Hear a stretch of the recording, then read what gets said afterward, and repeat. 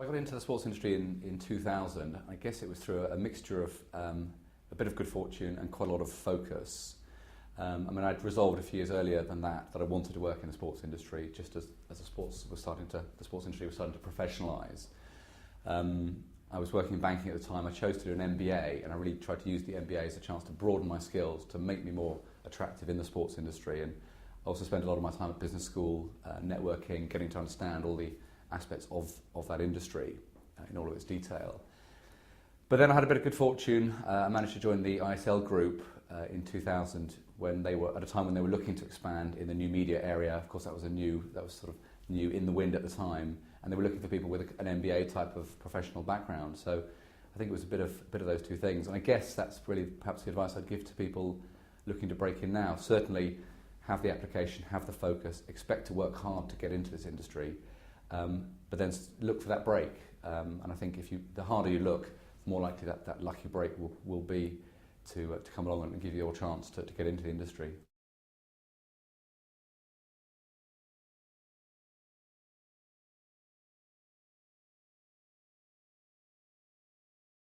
I think it's one of those industries. Once you're in it, I think you really want to stay in it.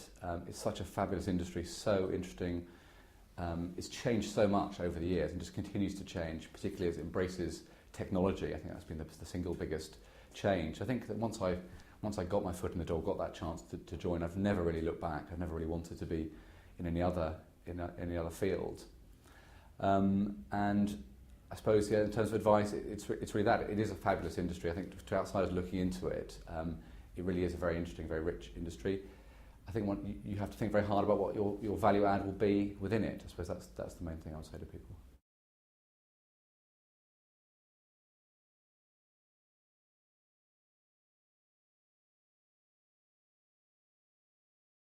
I'm pretty confident that my proudest achievement in the sports industry is around the corner. It's coming up around the time of Glasgow 2014, when I'll be involved in taking the England team to it. But obviously that's in the future. Looking back, certainly being associated with the 2002 FIFA World Cup in Korea and Japan was a fantastic opportunity. I was very new in the industry at the time. It was all new to me.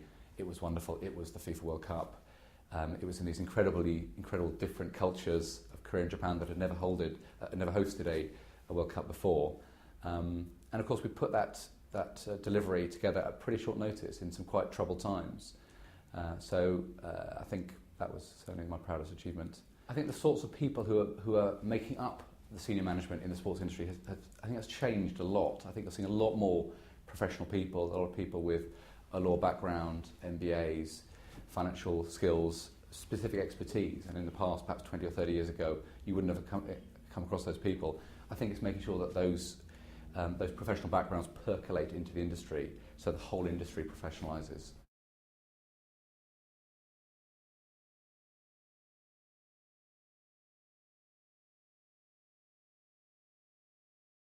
Well, I think vision, is very key. I think ambition is important.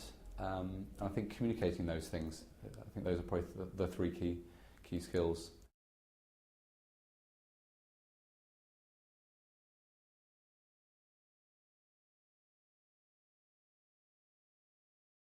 I was lucky enough to work under Jerome Valcke at FIFA for a number of years when he came in. He came in very much from the sports media background, and that was a fantastic education to work with somebody who was that savvy in dealing with rights, media rights, sponsorship rights, all of the new media rights that were just taking shape at that time.